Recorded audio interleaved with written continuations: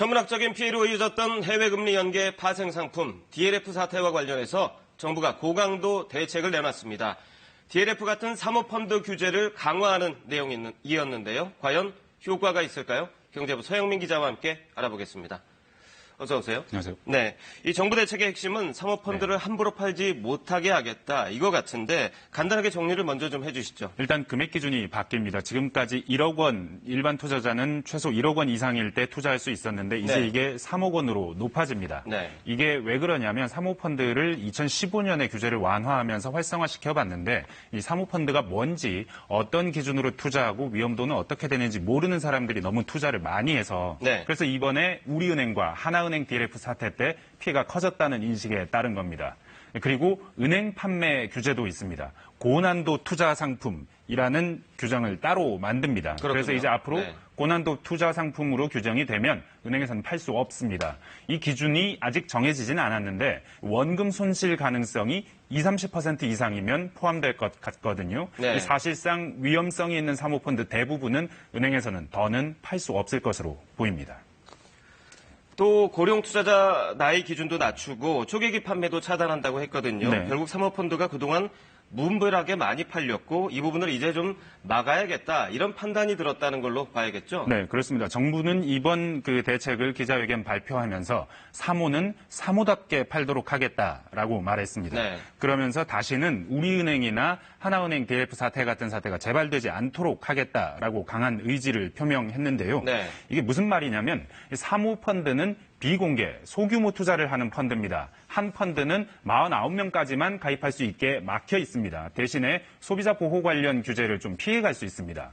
좀 더 높은 수익률 위해서 한 종목이나 상품에 몰아서 하는 투자할 수 있고 실패 가능성이 있는 투자도 수익률이 높다면 할 수 있습니다. 그래서 위험합니다. 손실 위험이 있는 건데요. 공모는 이렇게 못합니다. 종목당 투자할 수 있는 최대 비율이 정해져 있어서 넘으면 안 되고 세세하게 투자 원칙을 설명한 약관도 줘야 합니다. 까다롭습니다. 그러다 보니까 실질적으로는 공모 상품인데 규제 없이 좀 더 편하게 팔아보려고 쪼개기 판매를 한다는 거죠.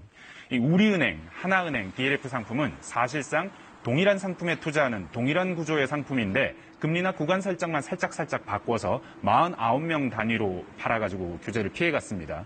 수십 개 상품으로 쪼개서 1000명 넘는 사람한테 팔았는데 앞으로는 기초자산과 손익구조가 동일하고 혹은 유사하다면 사모 형식이어도 원칙적으로 공모다. 그래서 그에 준해서 규제하겠다. 이런 입장을 내놨습니다.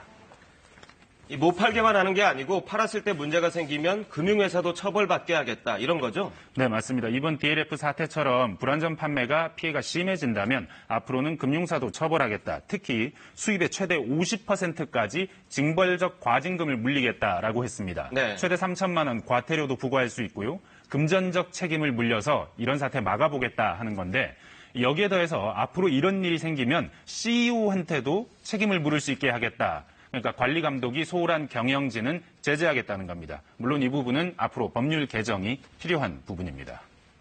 이 전반적으로 보면 생각보다 강한 규제가 나왔다 이런 평가가 좀 지배적이더라고요. 4년 전에 당국이 규제를 이미 완화를 했었단 말이죠. 이걸 보면 그럼 당시의 규제 완화가 이거 잘못됐던 거 아니냐. 금융위원회가 책임을 져야 하는 거 아니냐. 이런 의견도 나올 법한데 어떻습니까? 네, 정부가 2015년에 사모펀드 활성화를 위해서 규제를 대폭 완화했었습니다.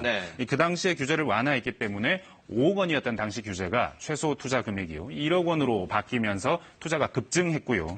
그 당시에 규제를 너무 많이 풀어줘서 지금 이런 문제가 생긴 것 아니냐 하는 지적이 당일날 기자회견장에서도 나왔었습니다. 그때 은성수 금융위원장 여기에 대해서 아니다, 실패 아니다 이런 말 안 했거든요. 각각의 시각에 따라서 만족 못하는 부분이 있는 것 인정한다. 비판도 수용한다. 이렇게 말했거든요.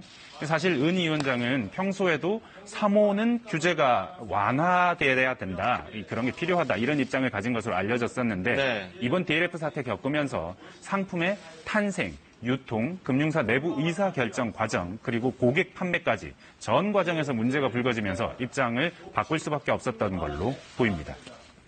모든 규제에는 항상 우려가 뒤따르기 마련이잖아요. 네. 이번에도 규제를 더 풀어도 모자른데 이렇게 규제를 더 하게 되면 관련 시장이 얼어붙는 것 아니냐 이런 시각도 있거든요. 이 시각은 어떻게 보세요? 네, 크게 보면 소비자 보호를 강화해야 하느냐 아니면 금융을 좀 더 발전시켜야 하느냐 이런 두 개 상반된 입장이 있을 수 있습니다. 네. 금융사들은 당연히 우려를 표명하고 있습니다.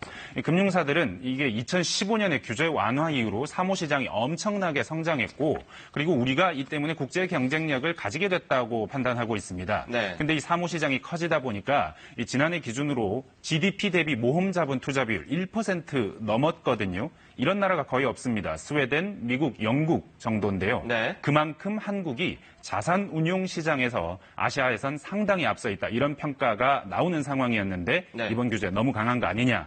그래서 산업 경쟁력 약화시키는 거 아니냐 우려가 나오는 겁니다. 교각사루 뿔을 뽑으려다가 소를 죽인다. 이런 말도 나오거든요. 금융에도 이런 우려가 상당히 접수된 것으로 알려져 있습니다. 네. 과거에 규제를 완화했던 것도 금융당국이고 이번에 규제를 강화한 것도 금융당국인데 금융당국에서는 이걸 어떻게 보고 있습니까? 그런 우려가 있을 수 있지만 지금은 투자자 보호가 더 중요하다. 이 산업을 더 발전시키기 위해서라도 지금쯤 한 번 더 짚어볼 때가 됐다. 이번 사고로 큰 사고가 나긴 했지만 산업 전체로 파급되는 큰 사고까지는 아니었으니까 잘 짚고 대책 마련하면 자산 시장을 제대로 활성화시킬 수 있지 않겠냐 이런 입장입니다.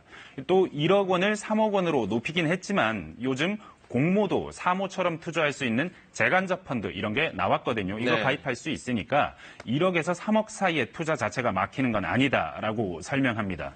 그리고 이미 발생한 사고, DLF 사태는 불완전 판매 처리의 모범 사례가 되게 하겠다라고 했습니다.